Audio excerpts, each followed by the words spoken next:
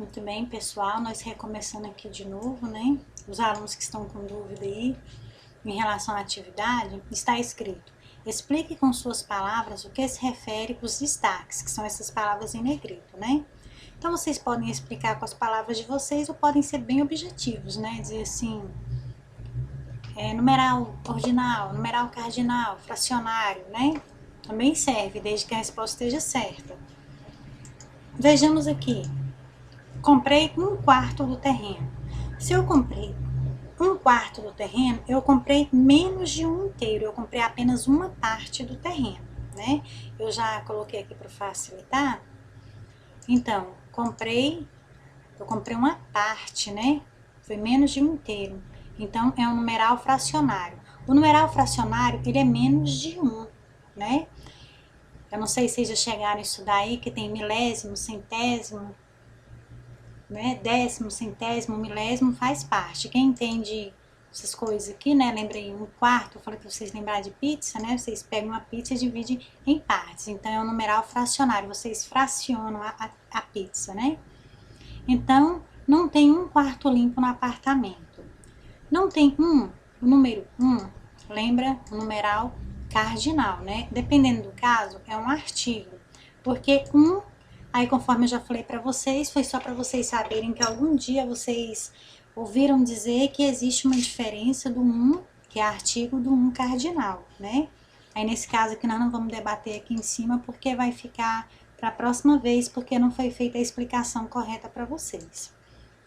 Na alternativa C, o meio de transporte mais usado pelos pobres é o ônibus ou o metrô, ou no caso seriam os meios, né? Mas aqui deu para entender. Porque nós poderíamos parar aqui, o meio de transporte mais usado pelos pobres pelos pobres é o ônibus, né? Ou também pode ser o metrô. Esse meio, ele significa um numeral fracionário? Não, esse aqui não significa um numeral fracionário. Ele é um recurso, né? É uma forma é uma alternativa, né? Então, é uma modalidade, vamos dizer assim. Então, ele pode ser considerado um recurso ou uma alternativa. Ele não é relacionado a numeral. Comprei meio metro de fita para enfeite. Esse meio metro, 1 metro é um inteiro, né? Mas se você compra meio metro, você compra a metade do metro, então foi fracionado. Então, comprei meio metro para enfeite, aqui eu acho que eu não coloquei, coloquei numeral fracionário, né? Então, é menos de um inteiro, então é fracionado, tá? No caso, eu tenho 10 anos de casada. Esse 10 é uma fração? Não, eu estou falando de um número normal, né? Um número inteiro. Então, é um numeral cardinal. Vamos pegar aqui para copiar, para adiantar o nosso serviço. Então, 10 é cardinal, tá certo? Cuidar para vocês não confundirem com o ordinal. O ordinal significa ordem. Primeiro, segundo, terceiro. Que, inclusive, eu quero fazer uma ressalva para vocês, que quando eu falar para vocês primeiro, era para eu ter falado, eu vou aproveitar aqui agora, tá? Primeiro, deixa eu tirar aqui primeiro ou primeira, masculino ou feminino, aqui está fácil que nós vemos primeiro, termina com o, primeira, termina com a. Porém, independentemente se vocês forem escrever primeiro, primeira, segundo, terceiro, quarta, quinta, tá? Então, se vocês forem escrever em número, primeiro, isso aqui é um ozinho, tá? E se vocês forem escrever primeira, os alunos erram muito isso aqui, olha. Quando eu fazia a primeira série, só um exemplo, tem aluno que ao invés de colocar um O aqui, aliás, um A para a primeira série, coloca o O. Vou ampliar aqui para vocês entenderem melhor. Olha, primeiro é o Ozinho e primeira é um Azinho, a mesma coisa. Se vocês forem escrever segundo, é um O. Se vocês forem escrever segunda, é um A, tá? Não confundam isso aqui. Tem muitos alunos que colocam tudo só um, inclusive alguns alunos falam que isso aqui é um zero. Isso aqui não é um zero, tá, gente? É a letrinha O, a vogal O, tá certo? Só queria passar nisso aqui, porque já era para eu ter falado isso aqui para vocês e não falei, o tempo é pouco, né? Próximo, eu moro há uma década nesta cidade. Década, que é a palavra em destaque, né? Década é o quê? Inclusive, para quem trabalha com computador, eu sempre gosto de falar para olhar os sinônimos, né? Caso alguém tenha curiosidade, 10, dependendo, uma dezena, que no caso não é dezena, ou representa o número 10, né? 10. Então, mais década, aqui nesse sentido, significa o que para nós? Vocês estão lembrados? Uma década lembra um substantivo coletivo, não é? Vocês se lembram da estudado substantivo coletivo? Tá ok? Então, década lembra coletivo, tá certo?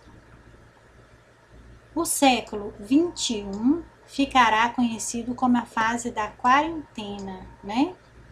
Então, isso aqui, século, eu iria sublinhar, destacar século, eu resolvi não...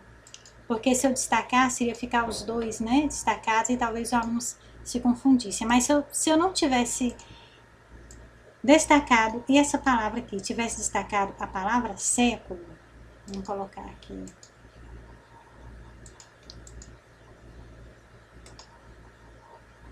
Século, vocês estão lembrados também do nosso coletivo, né? Um conjunto de 100 anos, tá? Se por acaso tiver lá na alguma avaliação que vocês forem fazer, vocês já sabem.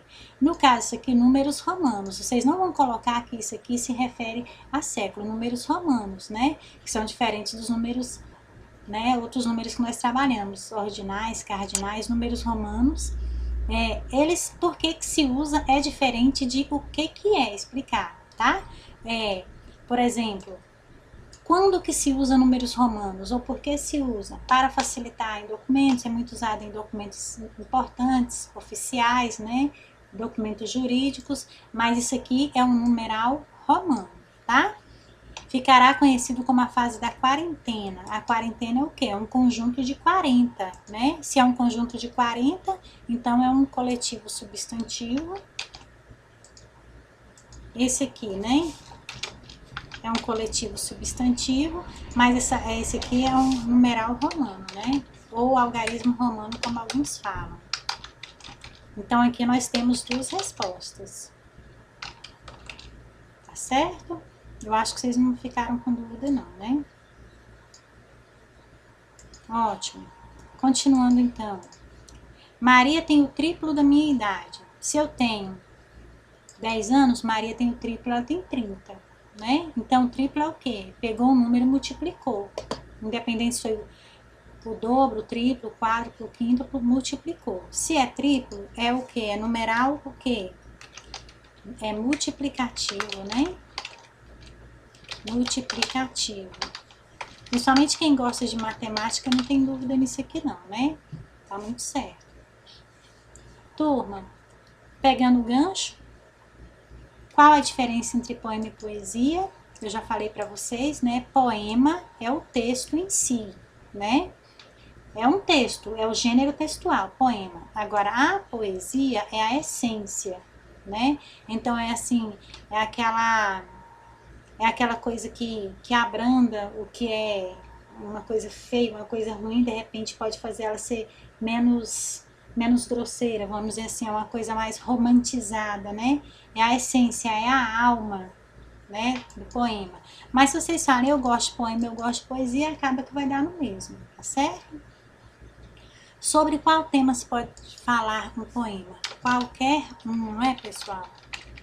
Qualquer um, né? Pode ser triste, né? Pode ser um tema triste, pode ser alegre, pode ser morte, vida e por aí vai. Pode ser qualquer um. Não existe regra, não existe uma limitação para se falar em um poema, o tema.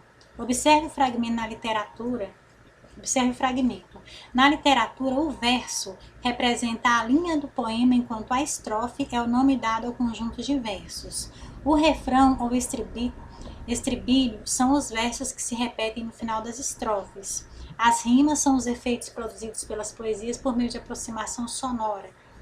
entre as palavras ou expressões, que é o que faz ficar agradável, né? As palavras parecidas. E o eu poético é quem conta, né? Quem narra o poema. Então, de acordo com isso aqui, o que é a rima? A rima são os efeitos produzidos pela poesia por meio de aproximação ou expressões. Vocês têm a resposta aqui. Também vocês já sabiam disso, né? O que é a estrofe?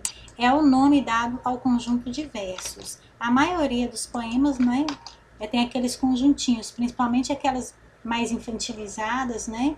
Ou aqueles primeiros versos que vocês conhecem, normalmente tem a estrofe. O que é o eu poético? Vocês ouvirão falar muito no eu poético. É o narrador, né? É a pessoa que vive ou que conta o poema. Que no caso é o texto, né? De qualquer forma é o texto. E o que é o verso? É o que representa a linha do poema. É a representação da linha do poema. Não é fácil? Bastante fácil, né? Eu acredito que ficou bem claro para todos.